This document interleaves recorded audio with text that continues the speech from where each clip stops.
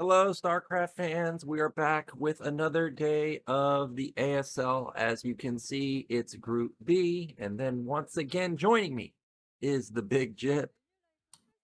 Good morning, Nyoken. 5 a.m. here. I'm wide awake. I got my coffee inside of me. Yeah, I'm ready for this. I'm also ready for this. We had Light and Bisu make it out yesterday. We need some Zergs to get through today, man. And we've got two of them. We've got Hero and Killer. And then we've got two other players. It's eluding me, the other two. Do you remember their names? Well, it is going to be Mind and Stork, right? That's the group? Yeah, that's right. There they are. Absolutely. Look at them. I was worried for a second. I feel like I was looking up this group, and sometimes in the what's called in the schedule, I don't know if they were showing this group or the other one, Best Tengu Action Suck, which is so weird. But it turns out it's actually gonna be obviously the two Zergs, Killer and Hero, and Mind and Stork. I remember we were talking about this yesterday, right before the broadcast ended. But yeah, I mean, I made some predictions. This group for me is kind of a weird one because I think all four of these players can make it out. Yeah, indeed, they definitely can. And actually, it does look like this is Group C, actually. Yeah. So maybe there was some type of scheduling issue where the players couldn't play from Group B today. But yeah, this should be a good group. We've got Hero right here. He's the man of the group, I think, consistently round of 4. And then the real question is who's going to make it out along with him, in my opinion. Mind, a real good contender in this group. He went to the finals 2 seasons ago. Killer, I think I remember him last season. Was it him beating Snow on Apocalypse? I feel like it was. And then Stork trying to make a return to the ASL and having a good showing. Well, Killer is one of those players who is very underrated. Doesn't have the biggest public profile, but he can definitely make it out of this group, like we've been talking about. It's weird seeing Hero here in the round of 24. I think this is the first season he hasn't had a seed in a really long time, and even then last season he made it to the round of 8. So yeah. The guy is probably the most consistent player in the ASL, or among one of them, top 3 for sure. Yeah, he's up there too. It's like you can almost guarantee that he's going top 8, top 4 every single season. The real question to me in this group is Stork. Actually, I had downloaded a bunch of light replays, and he was playing this Protoss, and I mean, he was, to be honest, Light was kind of just crushing, but he's crushing everybody. And then I came to find out that the Protoss was Stork. So I'm really curious how his skill is right now. I feel like this is kind of a tough group for him to get 2 Zergs, because everybody knows he's great versus Terran. But also last, or 2 seasons ago, Mind, I mean, he was just killing everybody that was Protoss. So I feel like this is going to be a really tough group for Stork. I mean, Mind is he's insane. He made the he made the final. Was it last season, or was it the season before? Yeah, there we go, against JYJ. And I mean, the guy's a monster. Again, one of those underrated players that doesn't have that much of a following, I guess you could say, but just his skill is there. Stork is funny, man. I mean, he's one of those players where it's like, you remember when he retired for a season, but then just came back, and the Korean casters are making a big deal out of it, like, oh, this is his farewell season, but of course couldn't stay away from the game. I mean, Stork has had an amazing career. This guy's been insanely consistent across his career, and even in the ASL. How many times has he made it out of the round of 16, though? I wonder. That I'm not sure. I would have to look that up, but it is true that Stork is a staple in the pro scene, and he's been a staple in the pro scene. I'm gonna say actually since like a sim was a pro? Because I remember Sim mentioning a long time ago that he used to practice with Who? Stork. Who? What do you mean who? You know Sim. Skeleton? I mean, Sim was playing during that era, I'm sure, but it's been like Yeah. 20 years that Stork has just been one of the best of the best. Well, I forget that you are our resident historian. Nyoken has been playing since day one on Battle.net. He was there. Clown Bopper 59. Yeah. That was me, man. You know, yesterday when I was talking about the 80 health or the 80 shield, 80 health Yeah. mullet that used to exist, I thought to myself, well, how much of a difference is that actually? Because, you know, it's only 20 shield difference or 20 health difference. But actually, Yeah. it's, Well, against Sunks, it's a massive thing. well, versus Lings, it's instead of taking 4 hits to deal 20 damage, you're taking 5 hits. So it's actually, you know, just one. But I'm sure Zerg players these days have had situations where, oh, the Zealot survived with literally 1 health. But if you were playing in the older patch, they would have actually had even more health than that. It would have taken 2 hits to kill him. So Yeah. massive And you know cut. Zerg players, they're always complaining. Yeah, especially now with Troy in the map pool, where 2-Gate is making a resurgence, not just versus Zerg, but also apparently versus Terran. Yeah, we saw that 2-Gate, that sick 2-Gate yesterday from Bisu, absolutely mauled Light in the build order selection. And you're right. I mean, well, it's funny to me if players let Troy through, but I guess I'm not surprised. It seems not that bad for either Terran or Protoss. But I have yet to watch any Protoss versus Zerg on that map. So that's going to be interesting if we do get that, though I doubt it because Troy's definitely going to be #1 vetoed map this tournament. No doubt in my mind about it. Yeah, 100%. It's going to be massively vetoed. If it's not getting vetoed, I feel like as the opponent, I would be thinking to myself, okay, this guy has like a sniper build, like a one-off build, and I need to be very careful with my openers. I probably can't play standard versus that. Yeah. Well, it is tricky, I think, to prepare for these group stages. ASL notoriously makes them kind of they just make it hard to prepare because I think the production team over at Afrika, they want some upsets to happen in the round of 24, especially. There was pushback from the players, and that's why eventually in the round of 16 they started using the best of 3 system for the elimination matches because the players kind of had enough of it. But round of 24 is definitely set up for upsets to happen, not just in terms of the best of 1 format, but also in terms of how the map veto and the map selection works for the subsequent games. Because these players, they don't know, before you used to kind of show people or tell the players the map order ahead of time.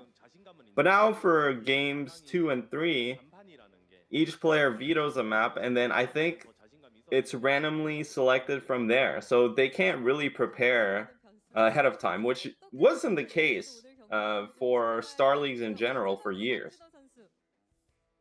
Yeah, that does make it more dangerous. So your vetoes are very important, and if you really want to get rid of a map, you need to veto it. Don't roll the dice because it couldn't be randomly selected. By the way, the graphic at the bottom, not this one, but the one before, said in the past 2 months, Stork has a 65% win rate, which is crazy.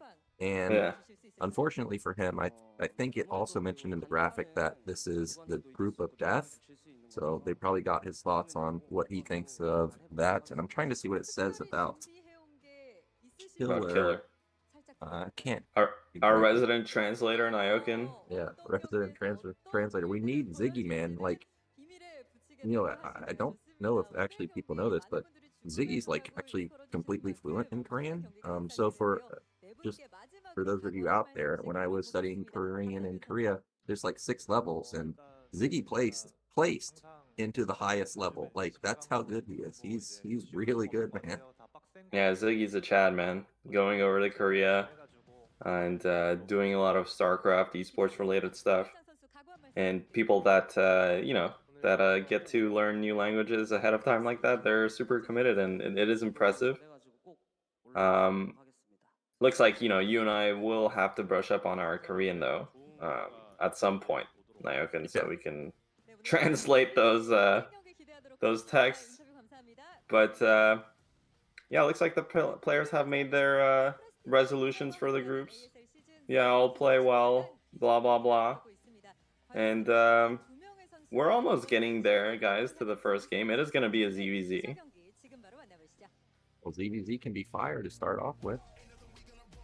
Yeah. One Well, I second. love ZVZ. I don't know about you.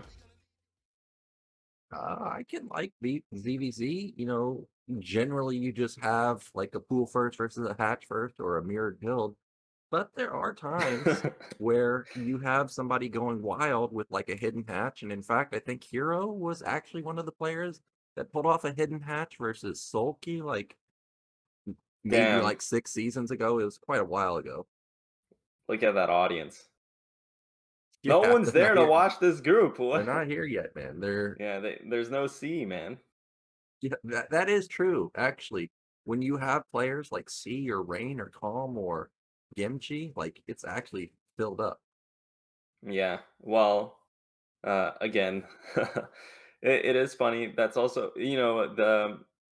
what's really funny is the qualifier group that C was in.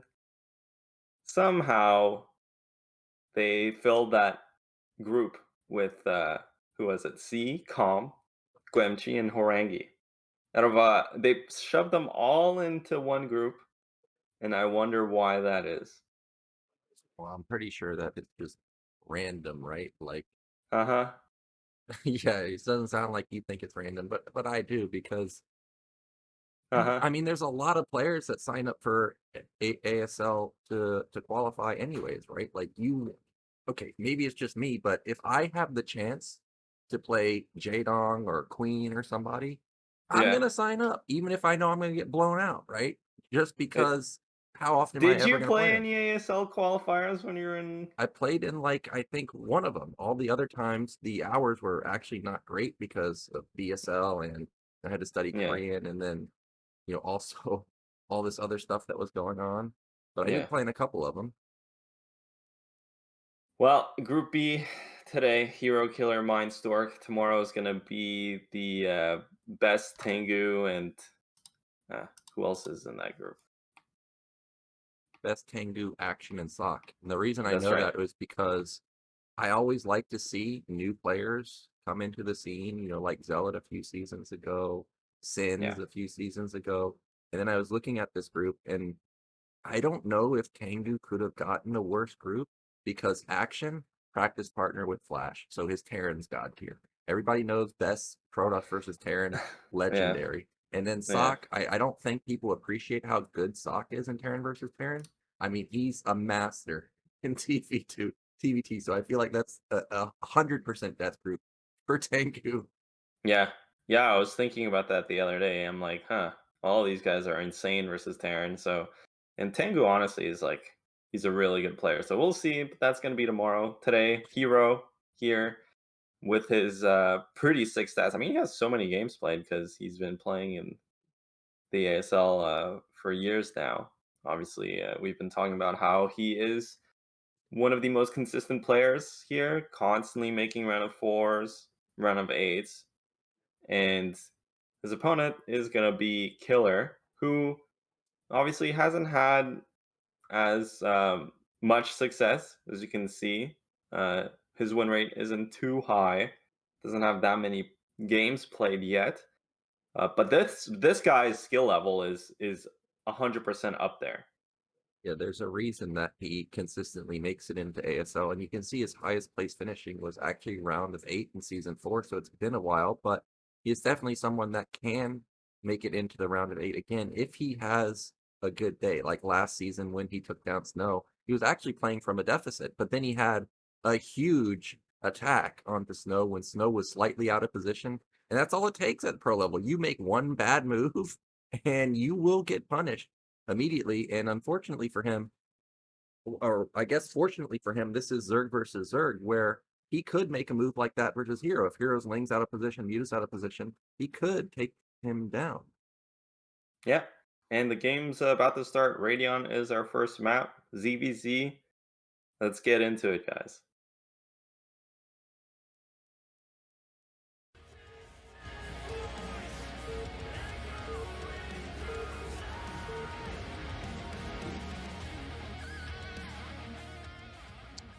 Okay, in the top right, we have our yellow Zerg. It is Hero. And in the bottom left, the red Zerg Killer. You see how I delayed right there? It's because I needed to confirm that Hero was that left name. You know, we talked about yesterday to make sure that I didn't get debated by the camera guy. Yes. I absolutely was paying attention in that time. And 4-player map, Radion ZVZ. Neither of these players are going to get, especially a map like Radion. That's scanned, right? I think so. I didn't see his face. That looked like scan, man. Might have been. Yeah, Radion is an interesting map because up until this map, I feel like every map has been rotationally symmetric, but not like vertically or horizontally symmetric. And the feature of that matters for ZVZ is it reduces the scouting variance drastically. So you see how both players are basically using the same scouting pattern? And that's probably going to happen more likely on a map like this. Looks like Killer went for a 9-pull. Hero made his Overlord, and oh my god. If Eon Zerg was here, I would be interested to hear his thoughts on a cross-spawn 9-pull versus 12 hatch. This is not even an 11 hatch, so this is about as greedy as you can be in ZVZ. But Hero, I guess, did get lucky in the sense that it will take, maybe like 5 additional seconds for the Lings to get across the map?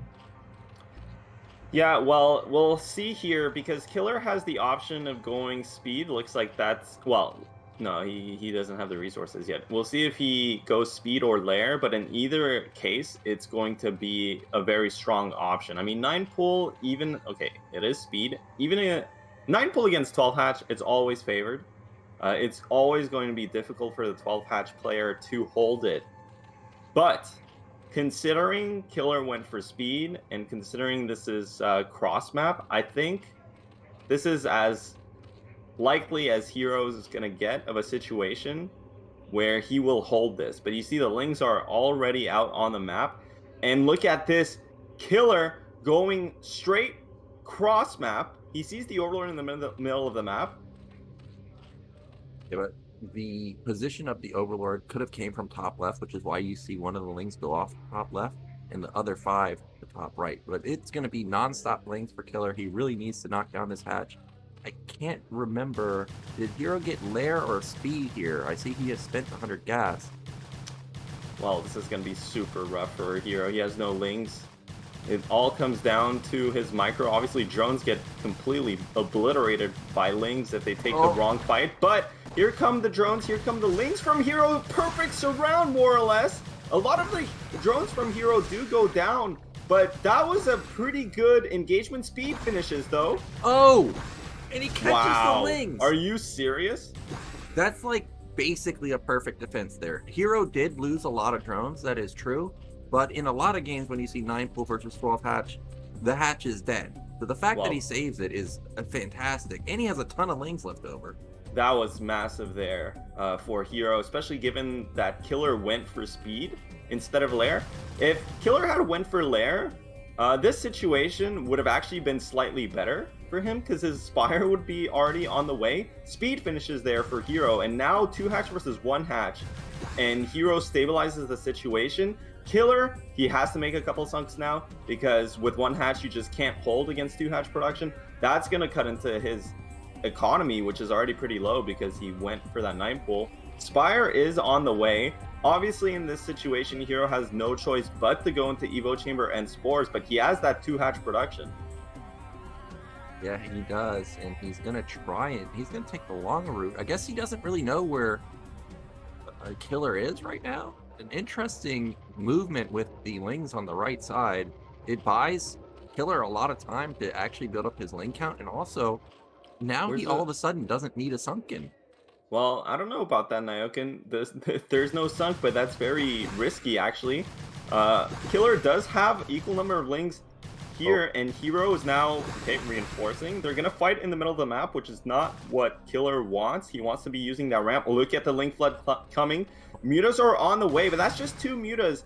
Even if they hatch, they're gonna take a while to kill this many lings, and without a sunk to anchor that position for Killer, I mean, I just don't see him defending. This is so weird that he does not have a sunk. This is ZVZ 101. You need that sunk in this position against 2 hatch.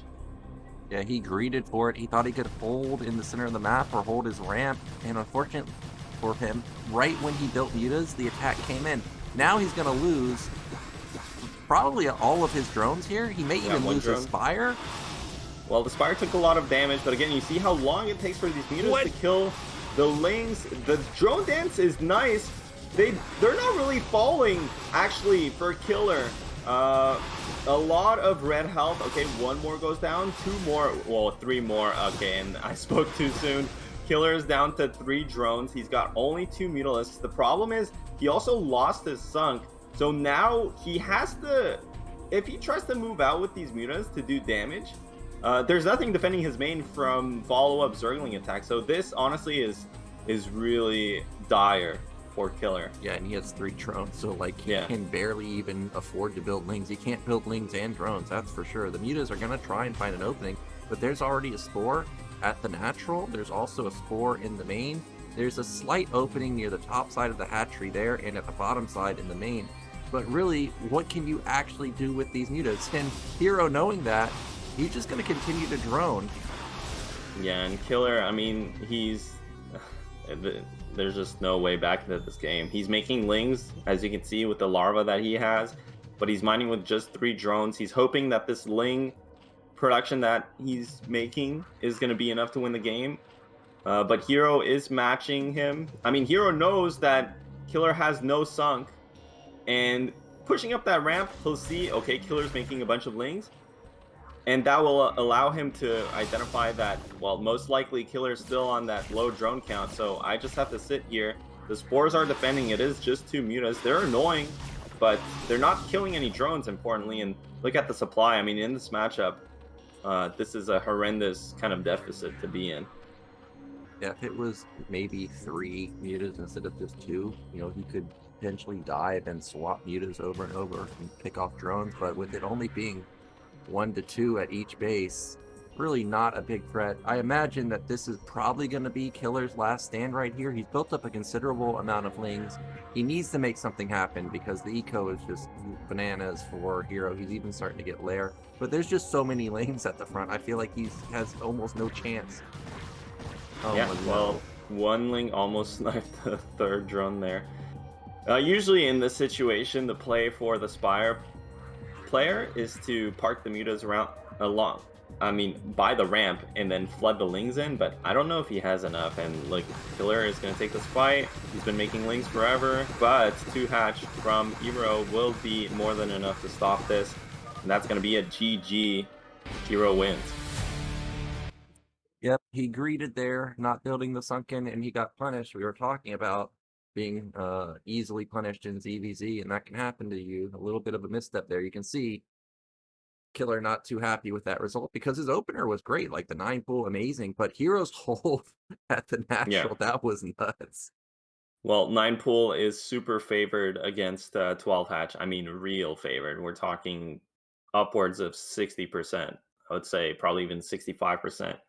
Hero is going to be happy that he got that cross spawn, but even in cross spawn, like, it's not like basically Killer needed to go to another base first and then go to Hero's base for it to be really, not necessarily that favored. But he went straight cross and started hitting the hatch before it was finished, and you saw how many drones got pulled. But I think Killer got a bit too complacent and basically got his lings surrounded. He could have played a bit safer with the lings, kind of harass the hatchery. As long as the drones aren't mining, it's doing its job, because if you think about it, behind that Ling attack, you're attacking to lair, right? So the longer your opponent's not mining, the bigger impact your Spire is going to have, because your opponent needs to stockpile resources to get that Evo chamber down, to get the Spore down. But instead, he pulled the trigger way too early. I know they're showing the replay here at this specific moment, but this isn't where the game got decided. It got decided way before this, where basically Killer kind of shoved his lings in and didn't get anything for it. I am surprised he didn't have a sunk here, though. I mean, that's crazy. But Hero, of course, is going to be happy with this. Yep, Hero going to be sitting in the winner's match. Unfortunately, loser's match for Killer, and it's a rough situation to be in, especially when we're in the round of 24 where everything's best of one. We're going to be going into a break in just a moment after this highlight completes. You can see that the mutas pop out, but he needed them like 20 seconds earlier so he could combo the lings with the mutas. But at this point, once you're down to 3 drones, it's like unplayable. Yeah, absolutely unplayable. There's no way back from that. Hero, of course, Hero played phenomenally well to hold that. You know, kudos to him. But from a player perspective, you look at this, Killer definitely had the advantage build order wise. So you'll always think, well, Killer needed to do something slightly better. And I mean, that's the beast. All right, we'll be back, guys.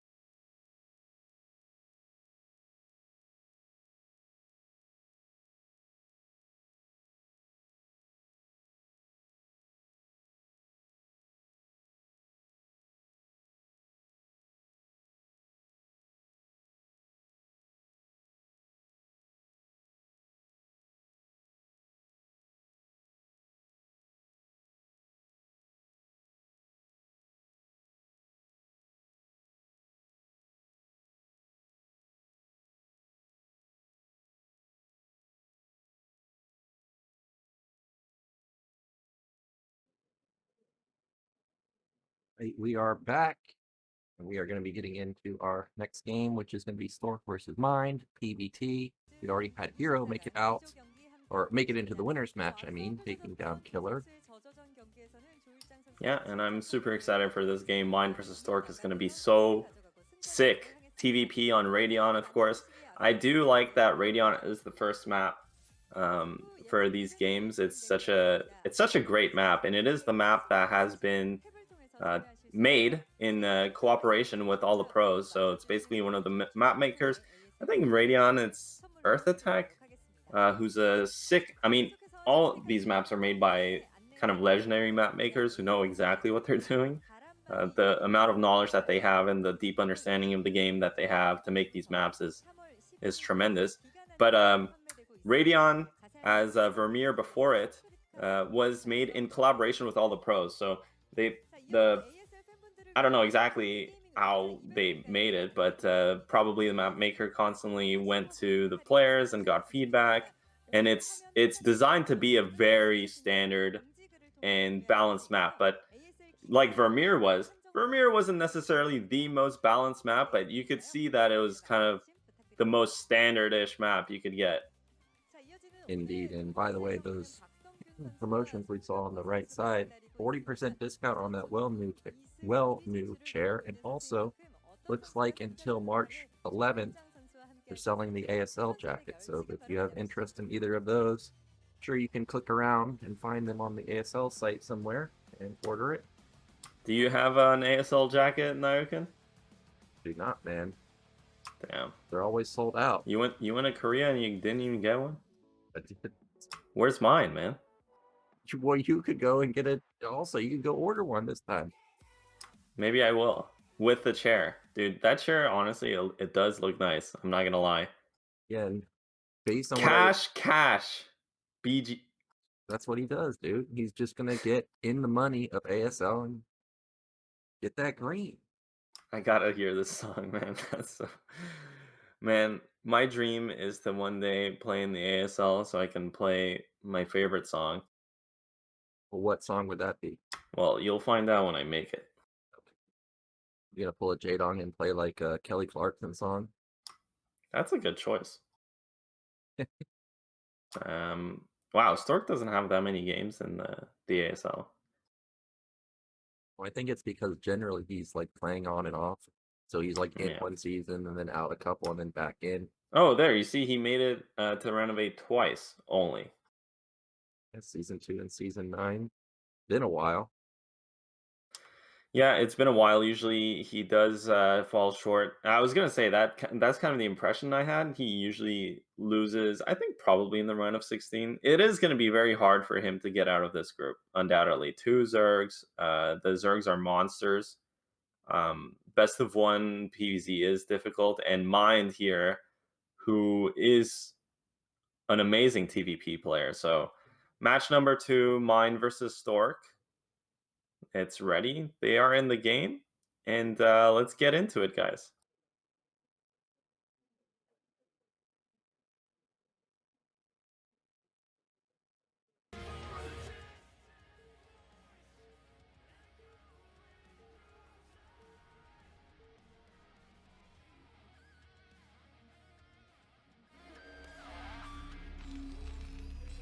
In the bottom left, we have our Terran. It is Mind. Oh, top left, I mean. What? Well, I don't know. They kind of debated us. Oh, okay, never mind. I thought they were looking at the...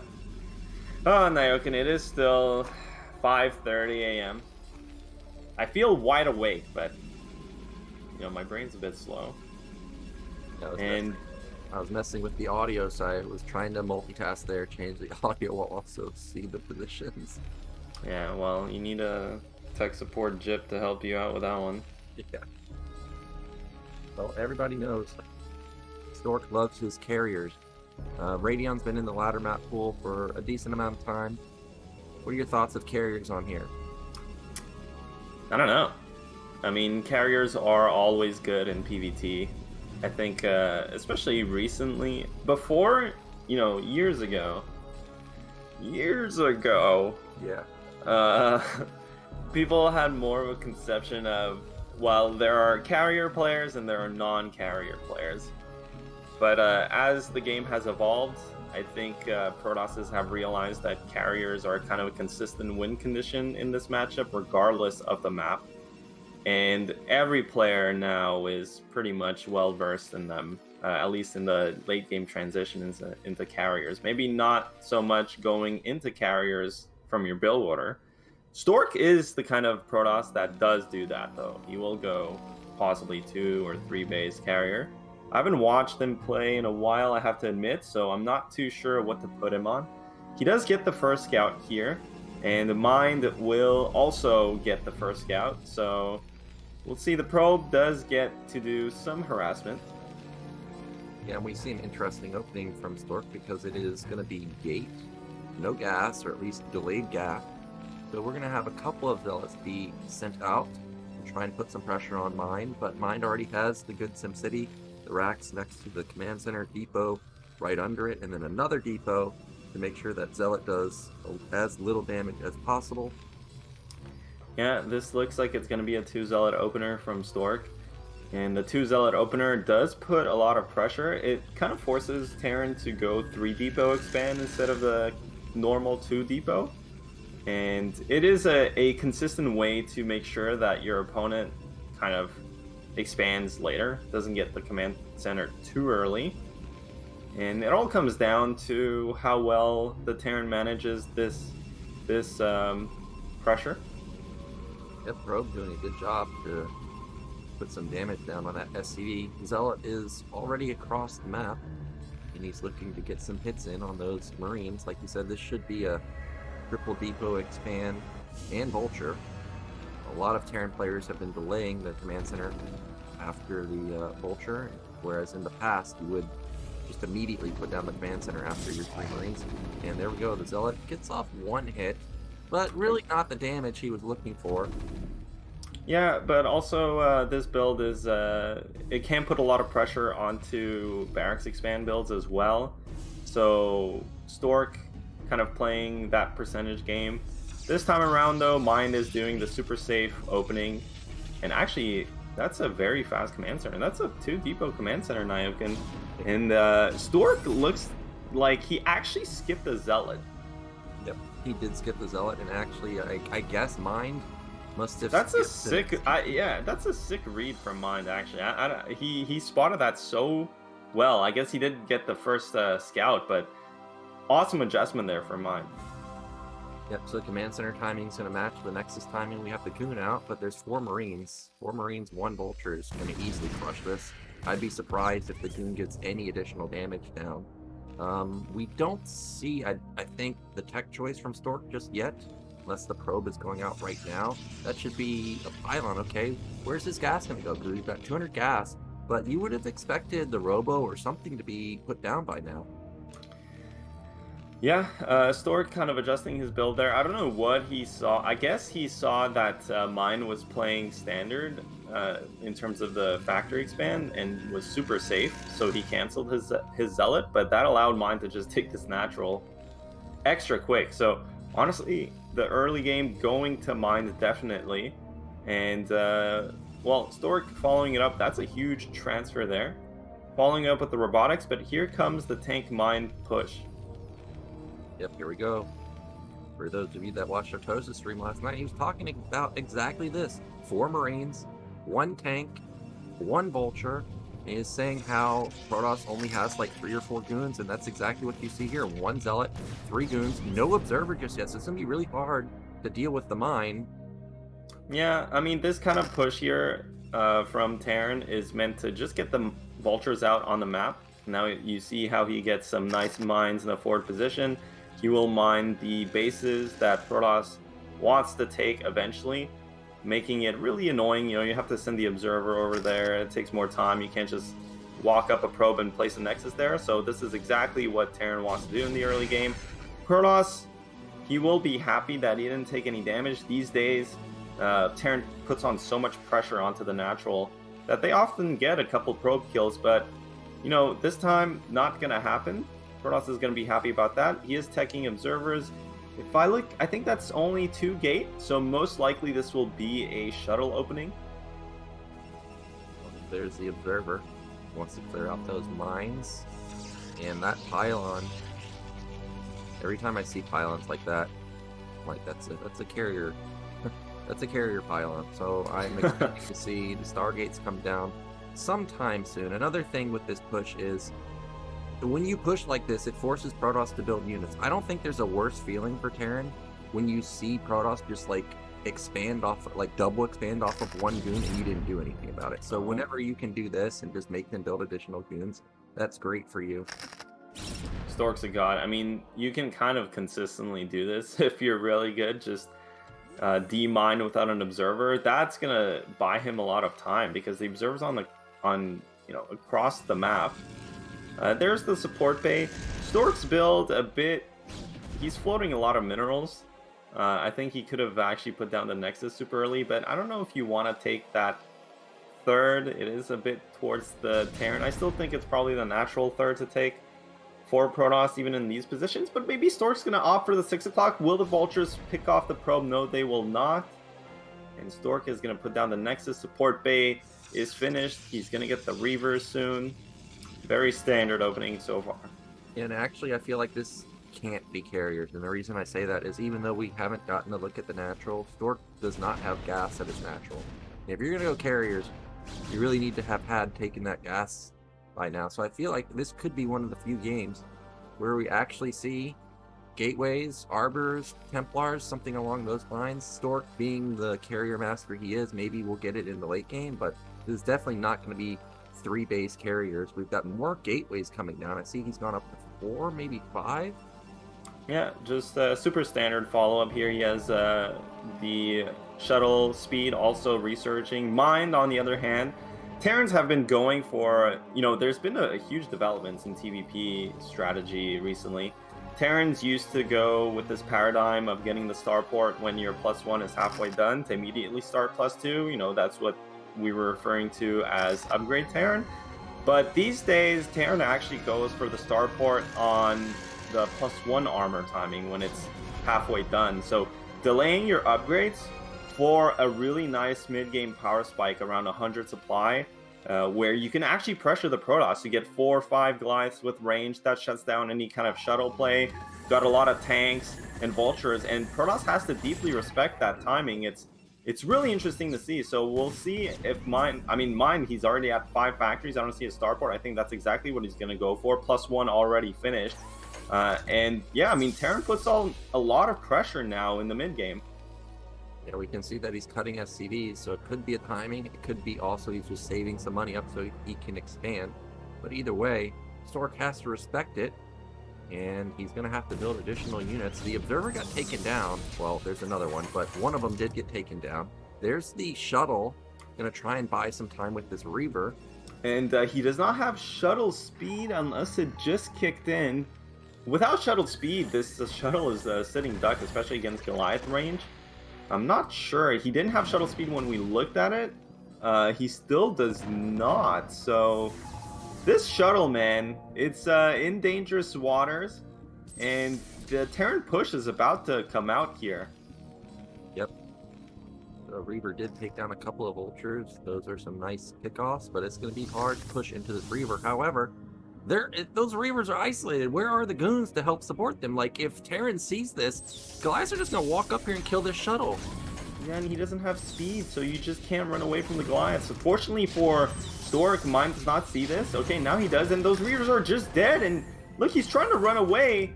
He was quick there, so props to Stork for that one. And now Stork is waiting for Zealot speed. Man, this push is just so killer. Mine's already set up. That is double shuttle, though. Again, I just can't believe he didn't go for that speed. It's going to make it a bit more difficult to use the shuttles. But Mine is already in position. He's sieging this Nexus, sieging the probe line, which is huge. Zealot speed finishes. Yep, he has already got speed, like you said. And there are goons on the bottom right side. I'm hoping that they get here in time to set up, kind of a flank. Here comes the shuttle bomb, but where are the rest of the units? First shuttle instantly dies. I don't really think he unloaded almost anything. The mines do a lot of damage to the Zealots, and look at what's left over. Just goons. Oh my god. 6 goons on the right side out in no man's land doing nothing. That almost looked like a good engagement from Protoss, but for some reason Stork's goons just didn't quite connect there, and man, he got slapped down. This Nexus is gonna go down. All those units died. Terran behind this has starport, has a third command center most likely finished. You can just play a nice macro game from here, and this is such a disaster for Protoss. Yeah, what was, like, I think a 30 supply lead for Protoss is now almost a 30 supply lead for Terran. We're in the probe line now, taking massive damage while also having lost his third base. Mind, he can just push to victory at this point. Yeah, mine's playing it out of his mind. I didn't even expect for that one to come out, but it's just such a tough spot for Protoss to be in. Well, fortunately for Stork, I guess, that starport seems to be a bit late, so I don't think that mine started +2. Actually, maybe he did, so I don't know, man. Mine's not really missing a beat. He is expanding to the third base. I'm not quite sure what Protoss can do in this position. He's behind in supply, behind in economy, behind in production, and that's kind of the worst spot you could be in PvT. These games are all gonna die. They're gonna die to mines. Oh, from downtown! Oh my god. Seeker missile. That looked like a StarCraft 2 mine. Yeah, that was the Raven. What was that? Seeker missile? Yeah. Actually, what it was called Seeker missile. Yeah. Well, now we know how old you are, Nyoken, because that's no longer in the game. Oh, PED not in the game anymore either, man. I used to exploit that like crazy. Yeah, that was a time. But okay, looks like Stork did get another Reaver and Shuttle. He is trying to push across the map. These mines are making it obnoxious, buying so much time for the Terran player to set up at this third. No defense quite yet. Maybe the Shuttle can find a couple of SCV kills. But he will take the shot onto the Goliath. That is the only anti-air. Forces the SCVs, so pretty good harassment from Stork. But yeah, I mean, Stork desperately trying to take a third base at this point. Yeah, Stork has done a good job to recover. He's now basically even in supply. I guess Mine didn't feel confident to continue his push, and that allows the game to go on. Protoss does have a lot of gates. Like, he's still on 10 gates, so you got to respect it. The macro potential in mind, he's gotten his third base up and running. I saw he's on 7 factories, if I counted correctly, so a lot of production for him also. Yeah, the economy, though, is really hurting Protoss. I mean, at this point, Protoss would really love to at least double expand, get up to 4 base, but in order to do that, he would have to basically cut production for a cycle or two. But Terran is just non-stop producing this whole time, so he would fall in supply quickly. But instead, if he sits there... Oh my god, these mines. If he sits there and just builds out of the gateways, well, he's going to be on 3 base versus 3 base, so that's not good. That's the kind of conundrum Protoss is in. Like, how does he recover in economy? Because, you know, maybe he's going to look for a nice fight. What he could do is maybe tech the Templars. I mean, that's what he desperately needs, kind of an X factor. Templars super strong in this matchup. Maybe look for a juicy Storm to even the game out, but I don't think he has that. Yeah, also it'd be a way that he can burn up his gas while also not using much minerals, but instead we're going to go for it right here. And this may actually be Stork's last stand. He knows he's got to do devastating damage. He does a little bit of damage to the tank line, but the mines had really good connection. Oh my god. They're starting to take down quite a decent amount of tanks, but look at the supply. Crazy in favor of mine. GG. That was a good try there from Stork. The fight looked nice. He had a really good engagement there, but the supply just wasn't there. And I mean, Terran units, they're no joke, and that's gonna be it. Mind playing a killer game. Yeah, also the 1/1 power spike kicked in for mine. I don't know if Protoss ever got a forward for +1 weapon, but actually +1 armor, I think, causes zealots and goons to take to make 1 additional attack on tanks and vultures. So it's actually a really big power spike versus +0. But mine, man, he crushed it. Like when he made that first attack and he just shut down like the incoming 360 flank, I just thought to myself, like, why don't my TVP games look like this? Why can't I trade like this, you know? Well, with enough practice, I think Nyoken, you could, you know, one day. Just don't give up on your dreams. Man, this shuttle without speed it was hurting Stork. Usually the build is, especially when you delay the third like Stork did this game, you know, if you don't delay the third, you can get it up at 6:30 with obs, even before that without obs. But he took it after 7 minutes. Usually it's because Protoss gets shuttle speed super early. And with shuttle speed, you can kind of harass the Terran army as it's pushing across the map, even against Goliath range, because you can just move that shuttle so quickly. And whenever the tanks aren't in siege mode, you can kind of just take shots. But Stork, he let Terran just walk across the map and get into this juicy spot. Look at those doodads, the two high ground things in the middle, also covering for the army. So I think Stork needed to be a bit more proactive in delaying the push, and especially in preventing Terran from getting the absolute juicer that he got positionally. Yeah, by the way, I was wondering why nothing got onto the tanks. It's because those vultures came rallied from the top side and drew like 3 or 4 zealots towards them, and then they got blasted before they actually got on top of anything. So it was really nicely done. From mine, he's going to be in the winners match versus Hero. We're going to be going into a break, and we'll be back in a couple minutes.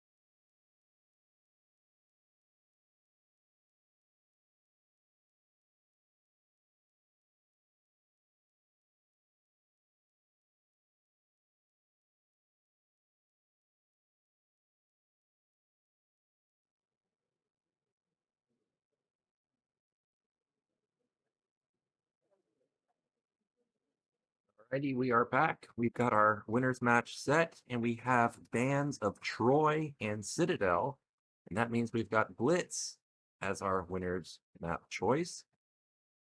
Yeah, Blitz, it's first time we're gonna see this map in this tournament. 2-player map, very old map. I mean, have you played this, back in the day?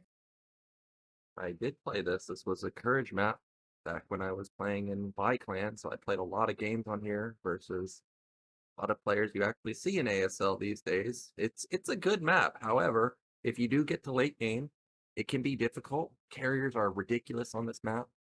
There is not a lot of bases. Well, actually, I guess there is a decent amount of bases. Like now that I'm looking at it, 5 bases you can get, but they're kind of spread apart. It is tough to attack through the middle of the map, though. Like, it's very tiny. I'm sure you've had experiences attacking in PvP where you just get blown out of the water because of how tiny it is. But this is Terran versus Zerg.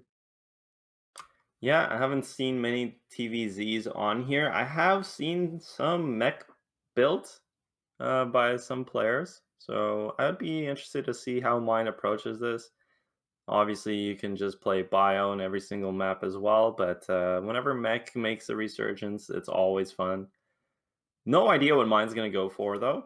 And this matchup, I mean, I don't know, man. Mine has just been so good in ASL, and he's had such good results. We'll see if he can maintain those, or of course, will the consistent god here, Hero, make it out first? Let's see.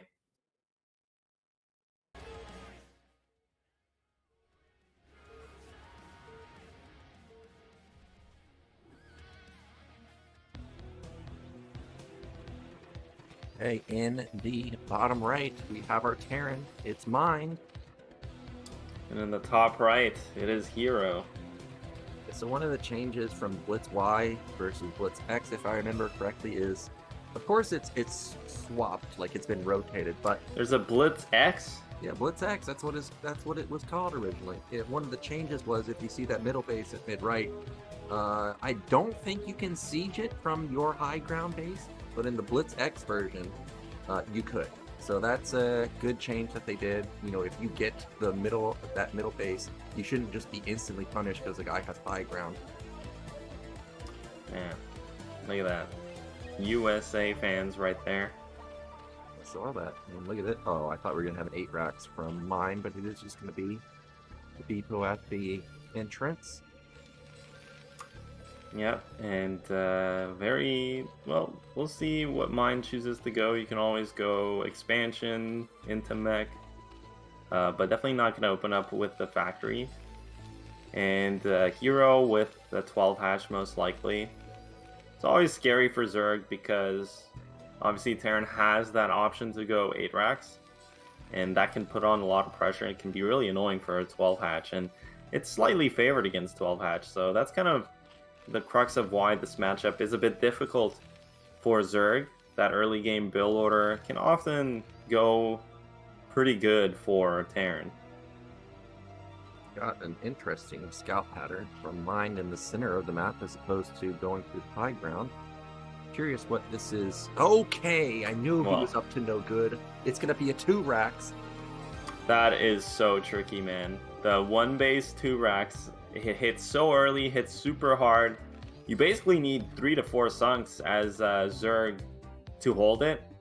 And you have to identify that that's the case, because if you overmake sunks and it's just a normal 2 racks expand, it is very difficult. Now, this I like this from mine because he identifies that one key feature of this map, especially because of the threat of 8 racks, etc. It is hard to get an Overlord over the natural. So you see the normal spot for the Overlord is over this ramp here, where Hero's Overlord is. But that doesn't actually see whether or not the natural's mining. And where does mine go with its first Marine? To control where the Overlord is. Yeah, and I'm not convinced that this is going to be Marine Medic. I think that this could be like, we build like 8 Marines and pull SCVs and go. Because this is so far forward, it could be... You're really risking that it could get scouted. The drone is gonna... I thought he was gonna actually get that SCV, but we should be on the move in the next 30 seconds or so. Well, if he's gonna pull SUVs, it's now or never. And that was sick micro there from Hero. Zerg's so good at doing this now. You're right, he is gonna pressure before Academy. And this is a sick timing because usually Zerg only has 4 lings on this 2 Overlord timing. This is the time to go. Mine, of course, planning this out to perfection. If those 2 eggs aren't lings, I think this hatchery is gonna go down, and they're not. They're drones. Yeah, but that bunker is too far away. I don't think it can range the hatchery from this position. Well, he will hit this creep colony, and this is so hard to deal with as Zerg. Lings on the way. Drones get sniped, but the Marines, oh my god, Mind. He's sick, man. He's sick. And so many drones are going to go down. This sunk isn't going to finish. That's it, man. Well, you Zergs out there, you need to be scouting the center of the map in the next couple weeks, because I'm sure this is going to be hitting the ladder in the next couple hours, and he made it look easy. A 4-minute game and we're out. Oh my god, just sick play there from Mind. I love the build, and that is a very key time in the build order where Zerg is only on 2 overlords. They usually want to stay on just 4 links, sometimes even 2, and because that's when they're droning, and it's so hard for Zerg to identify what's happening.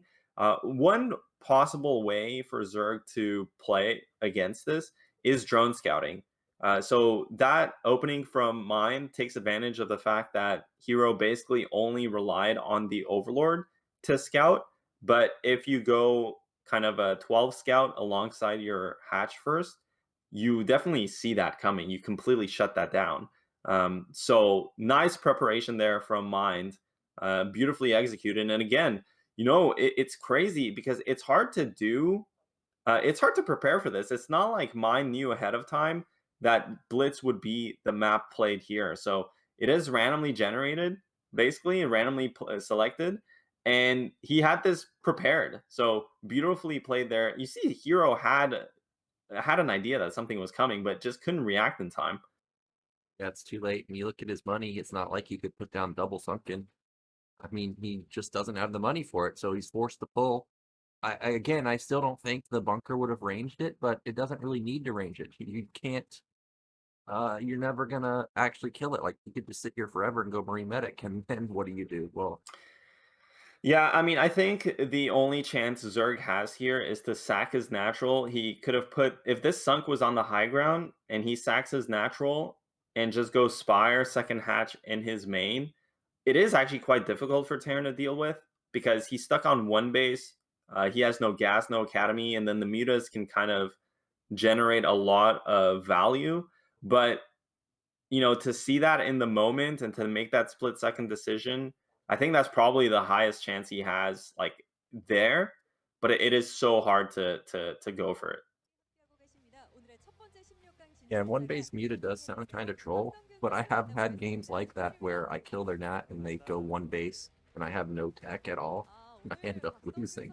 So Yeah, it would. I mean, mutas are killer, man. Yeah, I mean, if you ever have a bad trade with like a build where you don't have tech or +1 weapon or something, I mean, it can snowball really fast, whether it's 1 hatch meter or 2 hatch meter.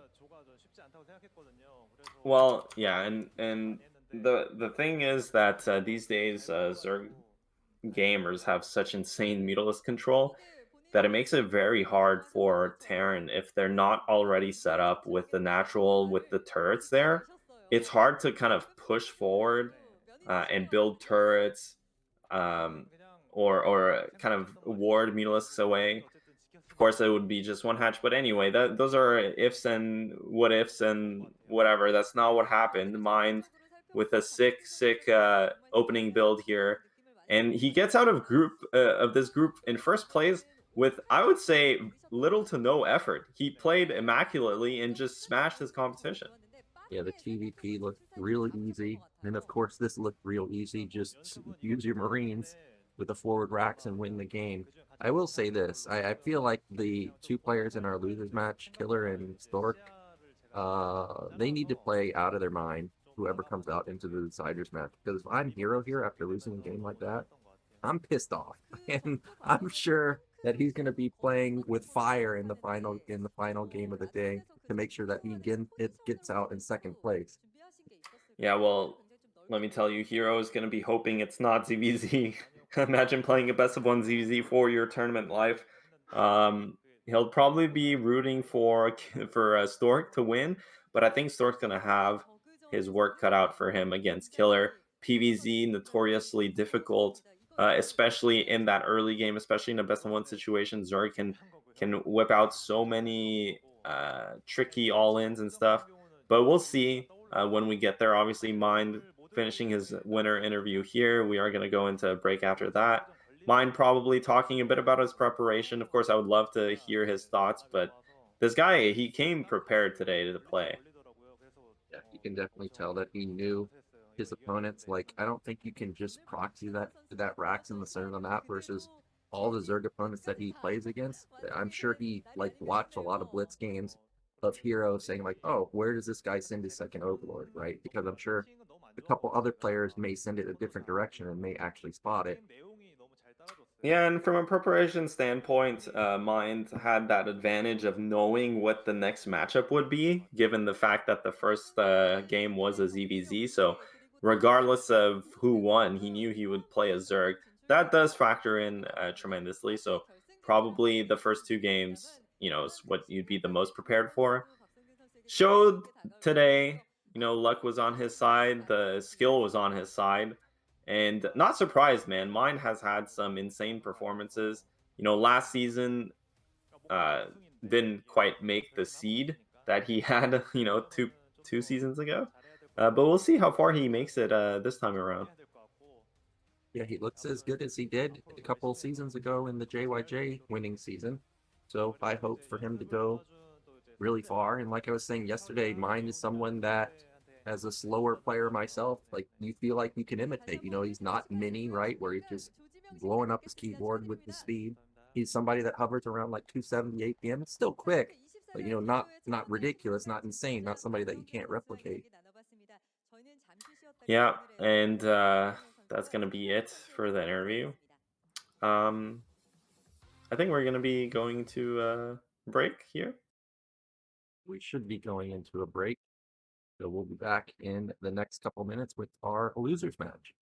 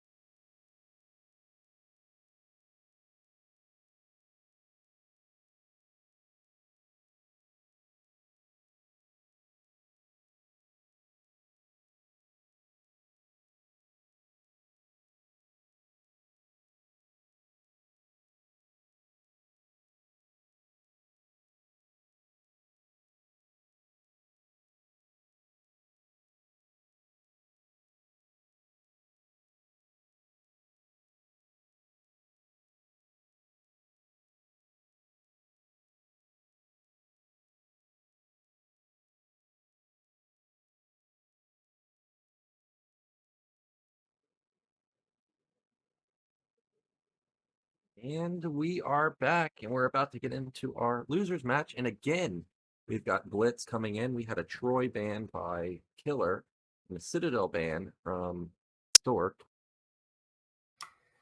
Yeah, similar bans to the previous game, so maybe there's some consistency in how they pick the maps. I'm not sure.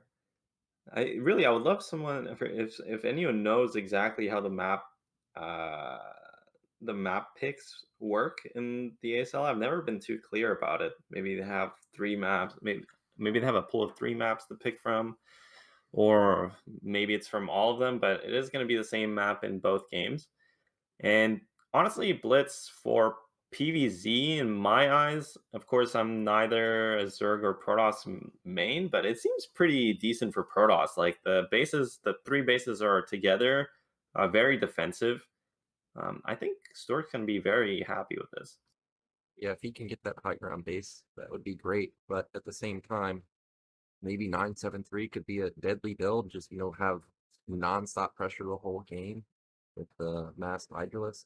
I don't know, because 973 has kind of been phased out, but I always hope to see it make a resurgence in ASL. Our players are ready, so let's get into our losers match. You gotta remember, this is best of one.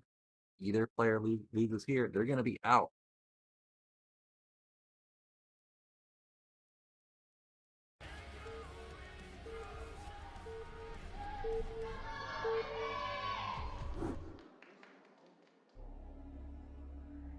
Okay, in the bottom right, our green Zerg. It's Killer. And in the top right, the red Protoss, Stork. Wonder if we'll see some aggro play from Stork here. Maybe go with Gateway expand, or if he'll be content with just Forge expanding. Yeah, that's always the big question. Protoss can choose to go for either style, and they are pretty different. Almost polar opposites. I'm telling you, that scan, man. I wasn't actually looking at the people. Oh my god, you're not paying attention to... Yeah. Well, pylon does go down. Probe goes back inside of the base. Kind of indicative of Gateway, man. Usually when you open with a Forge, especially on a two-player map like this, sending the probe out is good because you also threaten a cannon rush. And I'm pretty sure there are good cannon spots on this map. Most likely this will be a Gateway. Oh, Forge. Okay. Got Overpool for Killer. So this should be like a one cannon expand for Stork.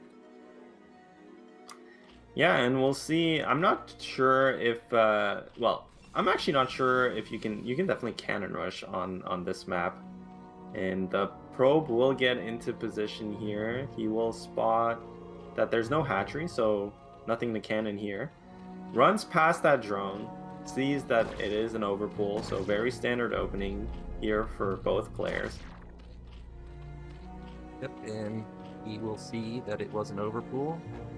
And I'm surprised he didn't even try and body block the hatchery at all, but maybe he wants to do something else in the main with the probe. I was gonna say, like, maybe he's wanted to gas steal or something, but that's not really a thing in PvZ. It ends up actually being Nexus before cannon. Yeah, very standard 13 Nexus into overpool. You just have to start the cannon when the lings pop, and it'll be finished on time. You can see it is, well, basically already halfway there, but obviously against overpool you can always get away with the Nexus before the cannon, so it is very comfy for Protoss. But at the same time, it's all about whether he can keep this probe alive so that he can hopefully get in and scout the Zerg follow-up. Is it going to be Lair? Is it going to be Hydra Den? Ooh, pylon blocked, and those lings actually did not get sent across the map, so they will be able to knock down the pylon pretty quickly, so not that much damage done by the pylon denial. We do have gas already taken for Killer, and we have a second probe being sent out, so not only does he delay the third base, he also is going to get in and get a second scout and see exactly what's going on. Yeah, and this is most likely going to be a Lair, given the gas timing, given the third hatch being delayed. And, well, Stork gets to see everything here. Probe inside. There's enough gas for a lair. Will Killer make it at his main? No, he makes it at the natural, of course. Well, if this probe dies before seeing it, it could be annoying, but at the same time, you don't see a Hydroden. He didn't see a Hydroden on the way in from the Nat. Most likely knows this is lair, but he still has to see it, man. This could be speed, early speed into Hydroden, which is very popular, a new variation by Soma, but okay, the probe will get out, he will see the lair, and that's going to help tremendously for Protoss. Core already finished. Yeah, I was just about to say that core's already done. Like, that's crazy quick. And you imagine that it would be Stargate as a follow-up, but we've been seeing some Citadel play. I actually think that's the Stargate right there. So it is just to be normal follow-up. Yeah, this is the strength of Forge openings, because you don't have to make Zealots out of the gateway. You can immediately throw down your core. Your tech is super fast. It's very hard for the Zerg to match it.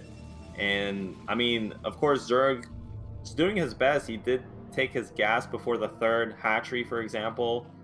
You know, small things like that in the build order meant to try and match the tech. But this Corsair is going to be out nice and early. We'll be able to spot. The fact that Stork saw that there was a lair means he doesn't necessarily need to add cannons either early. So look at that, it's staying on one cannon, accelerating his build, and honestly, well, speed kicks in. This is a really nice opening though for Protoss. Yeah, Protoss has done a really good job to confirm everything. You know, he saw Lings, but there's only 8 of them, so it's not like getting Ling flooded. He confirmed the tech like you're saying. That's a pretty damn fast Citadel for opening Stargate, 515 Citadel. And Spire is about 75% done, so the Corsair should be able to get 1 kill maybe, but not anything else. Yeah, and looks like Stork is opting for the 1-1 build, basically +1 ground weapons, +1 air weapons, Zealot Corsair, super sturdy in this matchup, the kind of staple build. And Spire, 4 killer, no second gas, so he will not commit to early mutas, already has the hatch and Hydroden. He does have, you know, Zerg does have enough resources to get something like 5 mutas out early before their 5th hatch, but it looks like Killer is going to go for just a pair of Scourge, most likely 5 hatcheries as I see at the bottom left, probably the hatchery already building. And yeah, very standard. Zerg's going to try and get into that 6 hatch 45 drone setup, and Protoss will try and pressure that. But first Overlord goes down. That's really nice for Protoss once again. Yep, and it looks like he's going to get out unless the Scourge on the right side are going to flank and get a connection, which I don't think they will.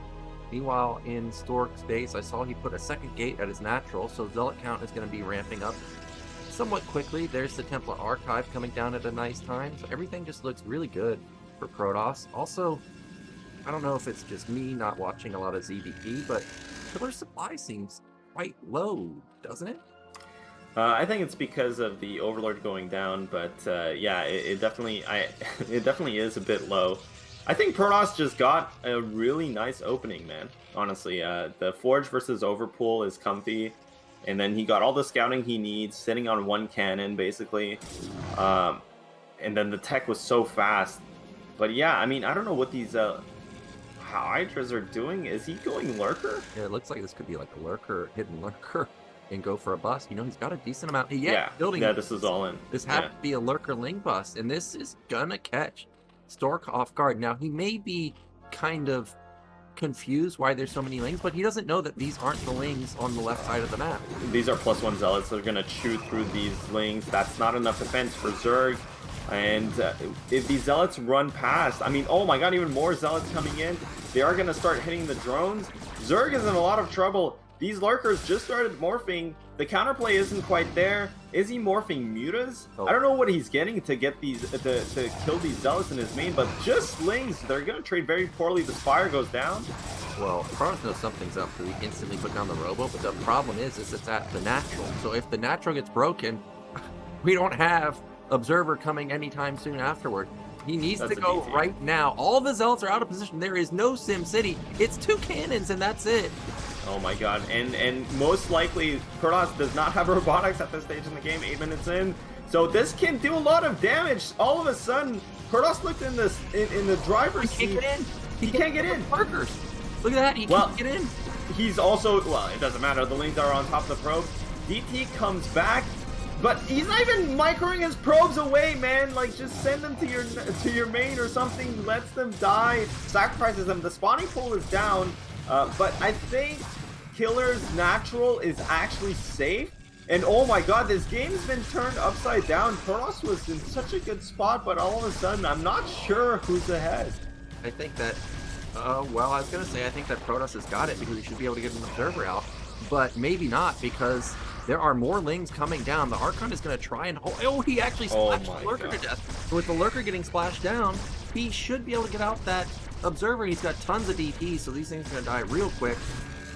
Yeah, and the main went down for Killer. His tech went down. Luckily for Killer, he made his lair at his natural, so he can still build the Spire and stuff. Obs is out already, and yeah, actually, as the situation stabilizes, I think Preuss is totally fine because the Nexus is alive. Sure, he lost a lot of probes, but probably slightly oversaturated in his main. He can transfer that, get his economy back up and running, and Zerg is basically on 2 base. With a huge supply deficit. So Stork in the lead here, undoubtedly. Yeah, but Stork did have to commit a lot. Like, he built 40 Ts, he built an Archon. Yes, I realize Killer lost his main, but he's still on 4 hatches. He can't be broken at his natural. He can't be broken at bottom left. So I feel like we could actually transition into somewhat of a normal game afterwards. We've got a lot of Hydras being built. Yeah. I mean, it is playable for sure, because Killer only lost 1 hatchery, really, so most of his production is intact, but it will be difficult for him. He lost his Spire, no more threat of Mutalisk transitions, 6th hatchery here. Corsairs are coming in. If they kill these Overlords, man, the DTs are strong fighters as well, do so much damage, getting on top of these Hydras. They're actually targeting the Hydras down. There's going to be nothing to stop the Overlords from dying. And, well, the DTs do die before that, but Zealot, 3 Zealots and an Archon, that's going to do so much damage onto these drones. I can't believe he committed into that. I thought that the Hydras plus the Sunken would be enough, but with the Hydras isolated from the Sunken, he ends up taking down the entire army, ends up killing almost all the drones too, and also putting Killer deep in the red, 32 out of 21 supply. Yeah, look at the supply. Look at those larvae. They're piling up. He can't spend them. Oh my god, Preuss put on so much pressure. The supplies are just telling the tale, really. Look at how many cannons Stork made in an attempt to survive. He identified that basically as long as he doesn't die there, he's going to be ahead. And he was right. And the follow-up pressure was there. Stork trying to take that 3rd base. Not so fast, buddy. It is still a bit early. Most of his supply, I think, might be in workers. Well, he does have okay, he actually has a fully loaded shuttle, most likely here. I think this is going to be a storm drop at the natural. You can see the Zealots move out just to draw attention. And we're going straight into the Nat, man. And that's where a lot, well, actually not as many drones as I thought were going to be. And how many kills will we get? Oh my god. It was like 5 or so. That's so funny. The 2 drones that are mining the back patches didn't get targeted. That was not really worth it. I mean, it was free for Stork because he didn't lose any of the Templar, and that was honestly very smart for him to go for the shuttle drop because he killed the Spire earlier, right? So there's no threat of Scourge. It's impossible for Zerg to intercept this shuttle. So really nice heads-up play there for Stork to build that shuttle, and doesn't quite get that big juicy storm. Killer will be happy about that, but he is up on 6 gates, taking this 3rd ultra early. And I mean, you know, to be fair, as observers, it's easy for us to see, wow, Preuss has a nice lead here, but in the game it would be insanely hard to know exactly where you're at, because Stork knows he lost a bunch of his probes, he knows he only killed a hatchery. It might be possible that Zerg is still, you know, contesting the game, so he is playing slow. He is getting that 3rd base. Oh my god, this storm! That was a lot of damage, though. 13 kills on those 2 Templars. He does lose both of them, though, but going to be fine because he's going to have his third base coming up in just a second. I think he's on 7 gate. He's got a lot of units. He's up 30 supply. I just realized he's on +2 weapon also, which is huge. Yeah, I mean, he has a big upgrade lead. I mean, he's in a really good spot. He's going to push out here right on the Muta switch. Has 3 Corsairs left over. They are +1 upgraded with a bunch of Goons and Templars. So with one well-placed Storm that grazes the Mutalisks, there's no way these Mutas are killing any of the Templar. Already on the high ground here, he is going to push down. No Lurkers defending for Killer quite yet. That's a lot of Mutas, but I don't think they're going to find any value.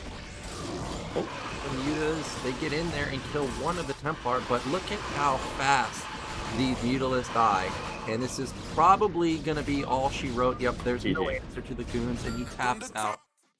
Well, they did their job. They killed all the Templar, but that was 11 Mutas. So that's basically 1,100, well, 2,200 resources total to go down the drain in an instant for what was only 3 Templar or 4 Templar. So the remaining supply from Protoss more than enough to kill Zerg there. And Stork playing that game beautifully, man. Yeah, it was really good defense. I thought that actually Killer was going to get in there, but that's SimCity. I didn't realize that the Lurkers couldn't get in. If those Lurkers get in, like past the gateway, and they don't have to screw around for 20 seconds, that Robo probably dies. And then we're in a completely different state of the game. Yeah, that was a very tricky build though from Killer. I can't believe he went for Lurkers.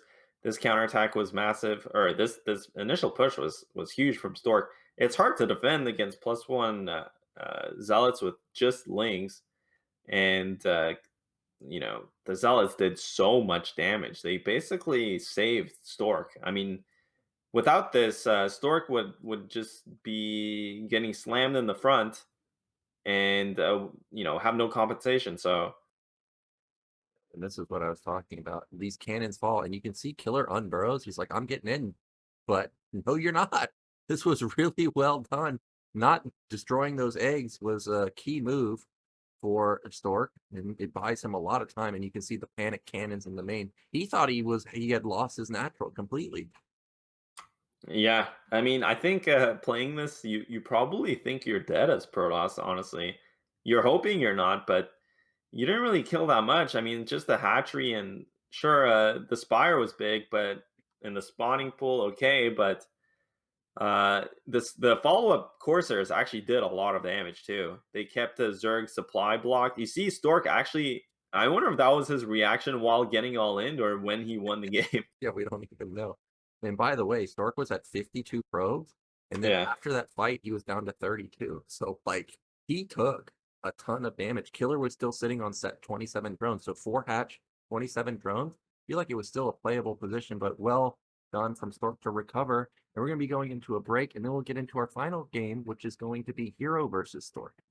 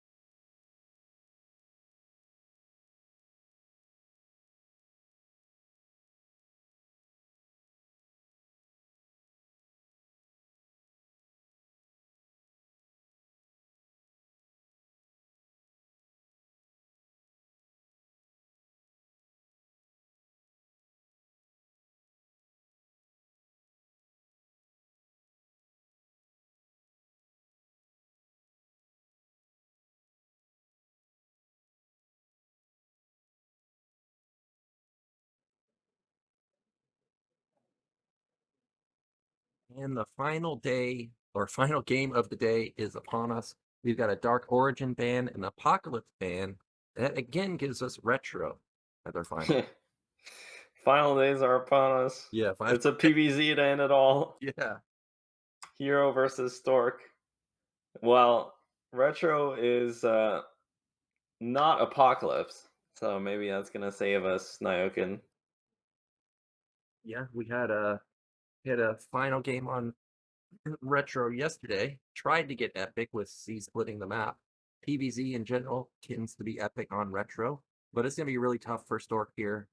He ended up taking down Killer, but Hero, I think his best matchup is actually Zerg versus Protoss, if I remember correctly. I think I remember seeing he has something like a 70% win rate versus Protoss or something insane.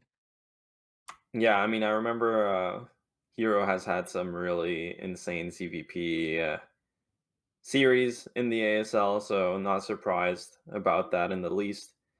Definitely his most consistent matchup. Retro, super standard map.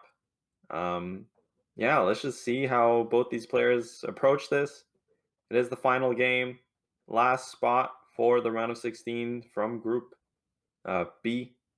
Let's get into it.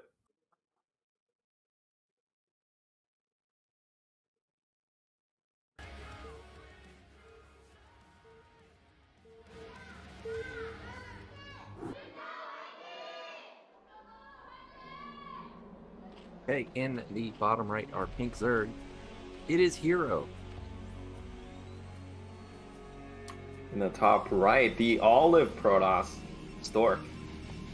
That's magenta, by the way. My bad. Nyoken. I would know that because I watch Terror play magenta every single time. Yeah, you would think you would know that because you play the game, but I don't play customs, man. I don't ever get magenta. yeah, true. You only Q ladder. That's fair enough. Fair enough. And looks like Hero will get the nice early scout in. You know, generally Zerg always scout towards their opponent's natural with that Overlord. Get the maximum amount of information as early as possible. Looks like this is his team. Yeah, his team. That's his cool team. Yeah, man. Damn, look at those stats. Hero versus Protoss, 9-1 in the last 10 games. Yep, and is it going to be Forge Expand again? No, that's a 9 gate. Well, Hero does have a slight advantage here in terms of having watched Stork play his previous game. So he has a bit more information on what Stork was doing. He saw that Forge opening. Looks like Stork opted to go for a small mix-up in his opening. But Hero is opening with an overpull. Just the most standard, stable opening you can get in this matchup. We do have the Probe finding him first, so that's great. And again, will Stork let him just put down this hatch? Yeah, it's hard to say. I mean, generally, of course you would want to delay this hatchery, but at the same time, it might be a preference thing because, you know, when the hatchery doesn't go down immediately, Zerg can opt for that 6-ling opener and can put on a lot of pressure. So in a sense, you are kind of skewing the tempo in one way or another, whether you decide to try and block the hatchery or not. First Zealot is out. Staying up by that ramp at mid-right. Yeah, I mean, it has to respect here the lings. It's all about the ling count. He only sees 4. We'll pull the first Zealot back. It looks like he's getting ready to put down his Nexus. This is always a super interesting part of the matchup and a good matchup in terms of build orders. Gate against pull first. The Protoss always has the option to keep making Zealots. Against this variation here, you can see Protoss doesn't actually need to make any a Forge early. He can go 3 Pylon, keep making Zealots, and just defend. You know, he has that nice setup with the Probe and the Zealot on the ramp, preventing any run-bys. Zerg can get a couple hits off on this gateway, but with the 3rd Zealot out, has to back up and yeah, I mean, very standard opening. Stork going for that gas. Hero mining the gas. The probe, though, is giving a lot of information to Protoss. Yep, again, Stork doing a good job to get the intel that he needs. Where's that gas going to go? Most likely in Ling Claire. speed. Oh, it's going into Ling speed. Okay. Yeah, you can't get Lair here because it's a huge cost. Like, it really... I mean, it's 50 more minerals, and then it's right in front of Probe's, the Probe's vision. Yeah, Forge in the back there, preventing any kind of Hydra bust from killing the Forge.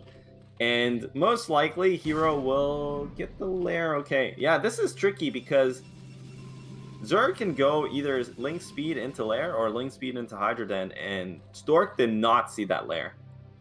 Yeah, he didn't. And interesting enough, there's a Forge in the main. So he must think, for whatever reason, that he could potentially lose the Forge, and now he's going to plug up that wall with the Cybernetics instead.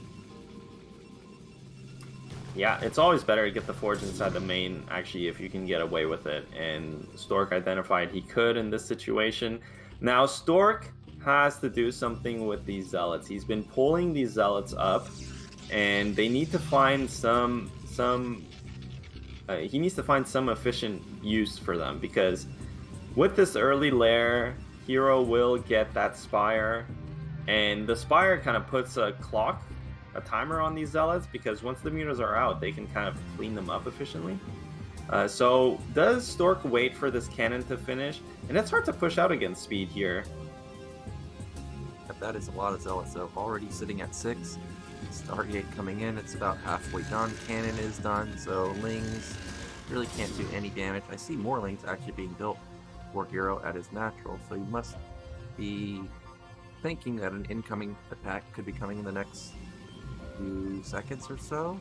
Yeah, I mean, Hero's anticipating the move out. Protoss has to move out because the possibility of Spire and even the Hydras, like basically these Zealots, they're worthless against mutas. They're worthless against the Hydra bust. So of course Hero is ready, but it's hard to move out here because with just one cannon you can't prevent the run by. You'll always have to move out with half your Zealots and have the other half plugging the holes.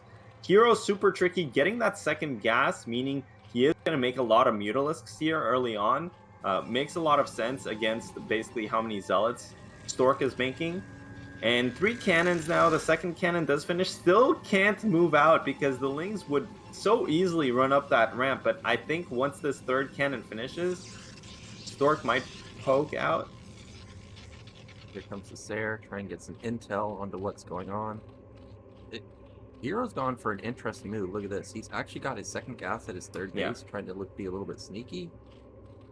Yeah, and this is really confusing because Stork is not going to see it. He just canceled something, I think, because he saw there was no second gas. Yeah, he canceled the cannon. Well, this is going to be Mutalist, and he has no anti-muta. The Scourge are out. They're going to drive the Corsair away so that the Corsair doesn't spot these mutas. 5 mutas are out. Stork making a cannon now. Well, fortunately for Stork, okay, he's getting that second Stargate. Somehow I think he saw, I don't know what he saw, but good read there. Pulls the Zealots back. These mutas, though, they're going to get a lot of damage. Yeah, he's missing a cannon, and he's in big time trouble. He has only 2 Corsairs. There's nothing in the main. Yeah, that second gas, man, at the third, just completely blindsiding Stork here. Muta's on top of this Nexus, and the Scourge make it so that the Corsairs can't actually engage. I think the game is pretty much done and dusted. The Zealot counterattack has to do a lot of damage for Stork. Yep, this Zealot attack, it shouldn't really do much. There's a lot of Lings and double sunken at both of the bases. A +1 weapon, I imagine, is probably done, but yeah, I don't see how you can get past this. That's a lot of Zealots, though. They're going to chew through these Lings. But not before the Sunks get a lot of hits on, and actually only 2 Zealots get into the main. Okay, Stork decides he cannot take that fight with the Sunks. It's not, it will take too much time to clear that. Goes inside the main. Hero's resolute in his Mutalisk sitting above here. Stork was really hoping that this attack would force Hero to pull back, but he's not. I think mutas are on the way in those larvae. Okay, actually Corsairs come in and clean up the Mutalisks, or the Scourge rather, so now the Mutalisks have to go home. Hero can finally, or Stork can finally mine from his main, and, well, actually 6 more Scourge coming in here. Oh my gosh, 3 out of the 5 Corsairs get taken down. The Corsairs don't have +1 weapon just yet either, so they don't just obliterate mutas, at least not yet. Those drones are, yeah, they need to get back onto the mining. The second Stargate actually saved Stork this game, because without it, he would have not been able to build additional Corsairs. Stork's a sick gamer, man. I'm so impressed by his ability to kind of adapt based off what he's seeing in the game. You know, that game versus Killer, getting that shuttle, and now the second Stargate coming in clutch allows him to stay alive. He's still a bit on the back foot, obviously. The supply never want to be behind against Zerg, but I think he will survive here. He will... Well, it looks like actually Hero's going to go for it into two cannons with a bunch of Corsairs. The Scourge do connect, but the Corsairs output enough damage to ward the rest of the Mutalisks away. Stork, man, he's still in a tight pickle. He needs to get that Corsair count up, and the 2 Corsairs that he had left over are just chasing into the Scourge! Oh, and they're all dead. And the 2 Zealots get into the main, but they're severely damaged. The drones can just take them out. Oh man, that was massive for Stork to lose those Corsairs, and now there's just no way of dealing with these Mutalisks. Protoss has no gateways to speak of. Zerg is on 6 hatcheries, and man, this is not good for Protoss. This is really looking bad. He's down supply. He's down 17 supply. He's just now putting down his gateways, right? And Zerg is going to have 6 completed hatcheries. He's also lost all of his Zealots. He has no map pressure at all. We haven't even seen any Hydras, but with this insane eco, he's going to go from 0 Hydras into 1 billion pretty soon. He's also taking his 4th base. Yeah, Zerg's light years ahead. Protoss scrambling to get his gateway explosion up, but actually losing a lot of probes to this Mutalisk harass as well. And I mean, Protoss has so many problems to deal with. First of all, he needs to get some kind of anti-air to ever move out. He needs something that can kill Mutalisks, because they're just gonna fly around and kill the Templars. He needs a bunch of supply to contest the 6 hatcheries from Hero. He needs to stop losing probes. Man, I don't know. This is just such a really tough situation for Stork. He probably has one timing. Just try and build as many units as he possibly can out of these 6 or 7 gates he has, and then try and hope that it is a game-winning move, because I just don't see how you play out into a mid-game like this. Well, he does have 5 Corsairs, but 5 Corsairs isn't enough even against this. If the Scourge connect, if Hero makes just a couple more mutas, but obviously he won't. He's just going to make a lot of Hydras. And with 7 hatcheries, well, let me tell you, Nyoken, 7 hatcheries against, what is that, like 6, 7 gate? The math doesn't work for Protoss. I think Zerg's already on that 55 eco. You can see an extra round of drones. Alright, well, maybe this DT can do some work. Well, I got spotted by the Overlord right when the drones got transferred, so he doesn't even get any kills. Maybe he can get 1 or 2 right now before the Hydras get in here, but either way, it's not going to be very much damage at all. Yeah, he gets 1, and that's all he's going to get.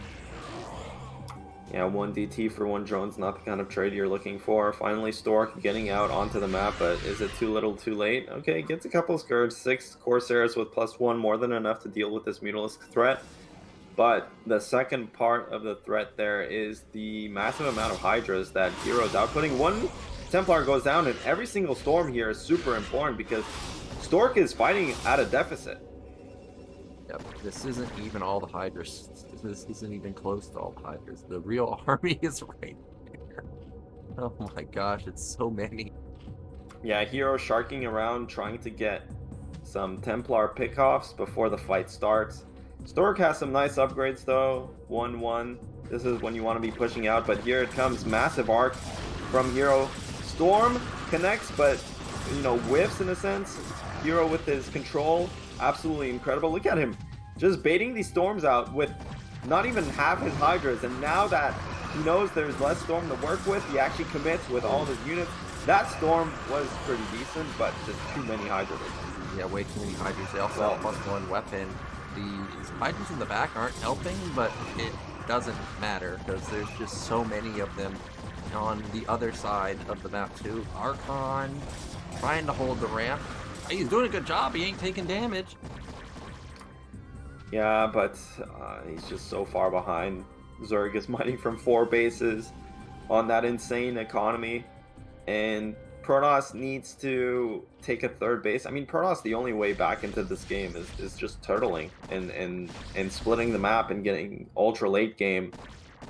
There's no way he's going to be able to win this with the timing. He is trying to do some harassment here with the Zealot run by to the bottom left. A couple more units here in the middle of the map, making some space so that he can maybe get this Nexus at some point. And, you know, it's successfully buying him some time. You can see the clump of heroes army is at bottom left trying to defend that 4th base. So Stork will maybe be able to get up this Nexus, especially with the high ground and the ramps. But I don't see any Templar. Well, there's no observer either. So the Lurker burrows and Zealots, they got to make a decision. Are we holding or are we just going to give it up?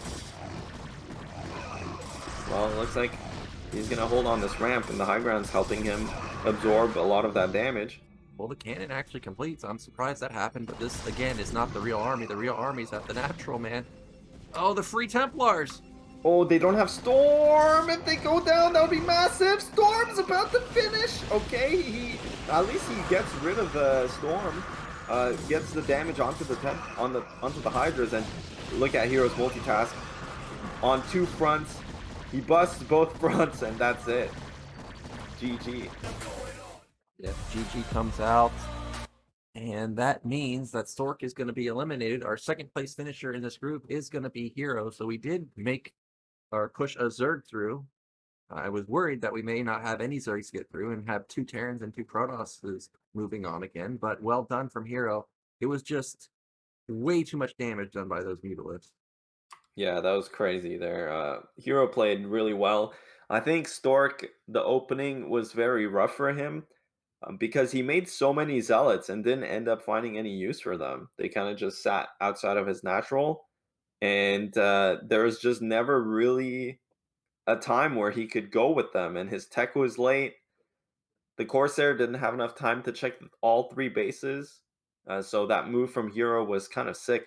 I'm surprised Stork somehow went for that 2nd Stargate, because had he not gone for that 2nd Stargate, the game would have ended earlier. So that was kind of a cool move from him, but he was on the back foot the entire game. I think just those Zealots, man, the Zealots he made from that gateway, they didn't do much.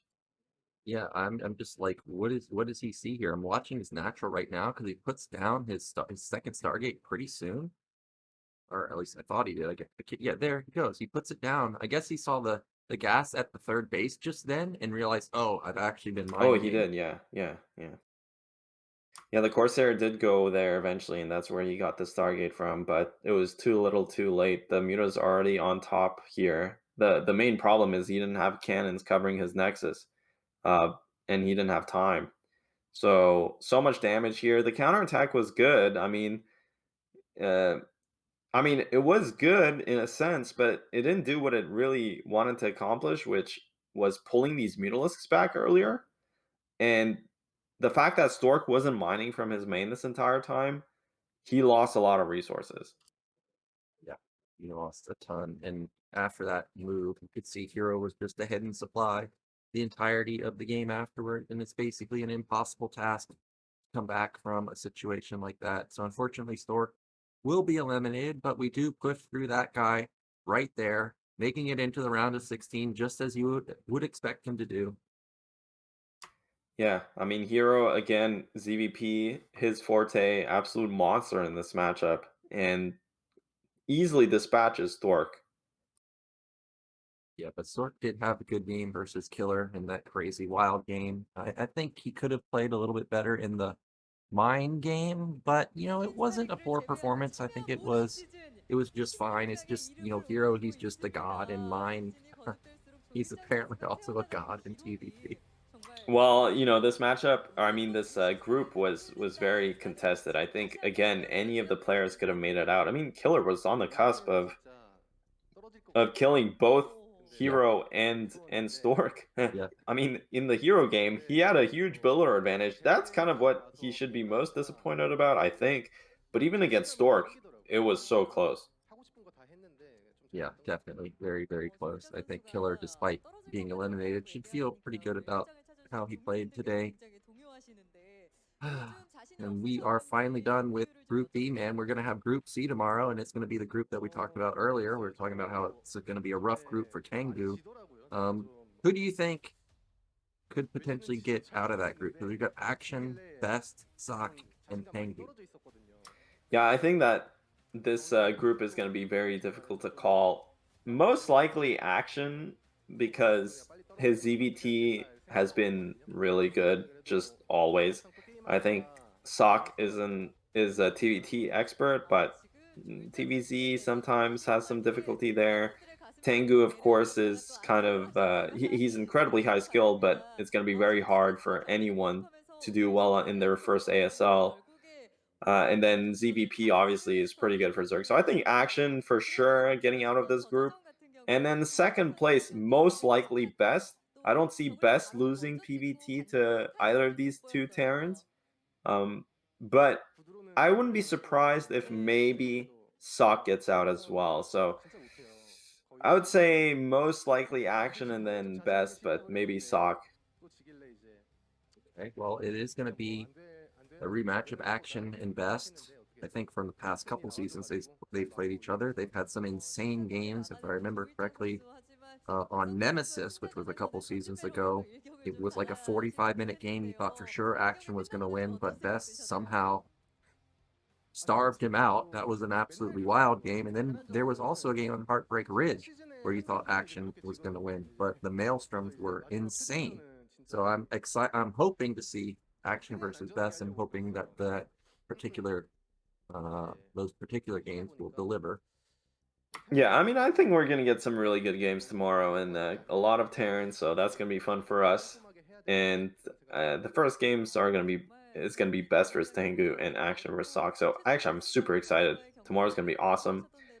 But yeah, man, I don't know. Today was pretty good too. I think even the first day so far, ASL has been delivering. The games have been pretty good, and we've had some games that are quite epic. We've had some games that have been all-ins, and they've looked really strong, like the one of Killer versus Stork. And then we've seen other players just smack down the all-ins, like Bisu did yesterday, or not Bisu, like Light did yesterday versus Soma. I really did like Mind's build on Blitz. Yeah, Like, gonna see that a lot. But I feel like you really have to know the scouting patterns of these things, because as you pointed out, the reason that moves works is because there was no drone scout, right? yeah, absolutely. The drone scout would, well, I mean, what's beautiful about that is he doesn't have to commit to it. You know, if the drone scout comes, then you just play your normal game. But that's why I was so impressed with that adjustment there. And that's why mine came out of this group in first place. And yeah, man, not surprised with well, I mean, anyone could have made it out of this group, but after seeing the group, I'm not surprised with the results. Mine playing excellently. Hero, as always. And looking forward to seeing these guys in the round of 16. Yep, I am also looking forward to seeing them. I'm wondering who will, draft Hero into their group, right, with the round of selection. Who got out first? Yesterday, Bisu got out first, right? So yeah, he's going to have a, like, Bisu and Light.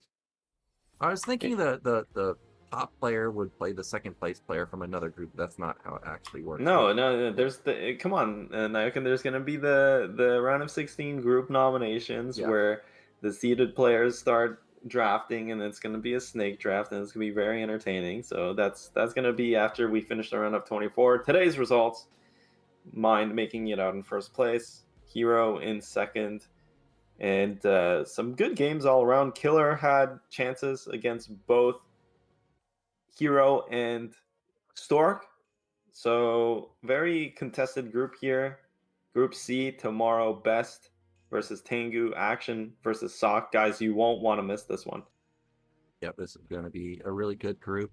I think you've got the favorites with Best in Action, and They, of course, always have good games, so we're hoping that that match unfolds, whether it's in the winners match or the losers match or deciders match, if that's even possible. That'd be insane if we have them in the deciders match.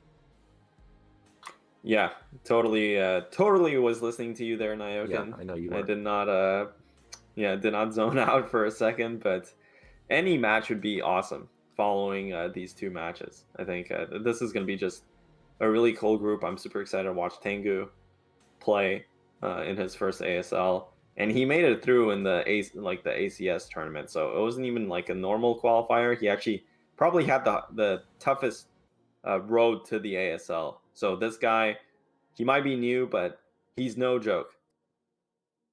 Yep, and we are going to be wrapping up pretty soon. So, of course, we want to point out that our channel does have a Patreon, the StarCast Patreon. So, if you are liking the cast that you see so far, definitely consider becoming a Patreon supporter or direct supporter on YouTube. I think also has support. Also, if you want to just follow us, you can check us out on our other streaming platforms, Nyoken for me, and then Gypsy93, of course. Yeah, on our Twitches, Twitters, whatever, YouTubes. Yeah, I mean, I don't know. Today was pretty fun, Nyoken. Yeah, Are you going to go back to sleep, or are you going straight to work, man? No, I gotta go back to sleep, man. I don't want to work right now. I didn't sleep very well last night, and I don't have to go to work for about 3 hours. So as soon as this is over, we're gonna be back in there. Yeah, I'm back under the sheets, power Yeah, napping like a yeah, god. Yeah, exactly. well, yeah, I'm probably gonna load up Last Epoch, slay Yeah. some mobs, grind out some levels. You should Mhm. try that game out, man. It's awesome. That's what people have been telling me, multiple people, but I don't know, man. I've seen some reviews on YouTube saying the servers aren't that great. Yeah, the servers aren't great because the game's popping off, man. Everyone's playing it. It's got like it's like an indie studio and it's got like hundreds of thousands of people playing it. It's like topping Steam. I know it's a Steam game. I know you don't like Steam games, Yeah, but maybe this is the one you got to give a try to, man. maybe could be the Yeah, one. maybe. I've been looking for a game since D2. D3 was not it. D4, I don't think so. Yeah, 20 years in the making. I mean, D2 is great though. D2 just had a ladder reset. Been playing that a little bit. That's always fun. Yeah, what level are you? I think 81 or 82. Okay. On the Hammered in? Yep, Fist of Heavens, Paladin. Damn, Fist of Heavens. Yeah, it's strong, That's man. not a Hammered in. You don't really need much gear at all. Like you can just use spirit items and they're really strong. I mean, that throwing word is incredibly broken. Yeah, I totally know what you're talking Yeah, about. I know you do. I mean, I love the Paladin. I like the hammers coming out. That's a I was strong. playing a Paladin when the D2R came out, man. I was in there for a while. Yeah, I don't remember playing with you though. I just remember playing with Jae-yoon a little bit and talk. Yeah. Well, we know who your real friends are then. Yeah. Uh, I'm waiting for you on Last Epoch. all right, man. You might be waiting a while, but maybe I'll actually get it. Doc Holliday was also wanting me to play, but it looks like we are getting the signal that today is over. Thank you guys so much for watching, and I look forward to seeing you tomorrow in Group C.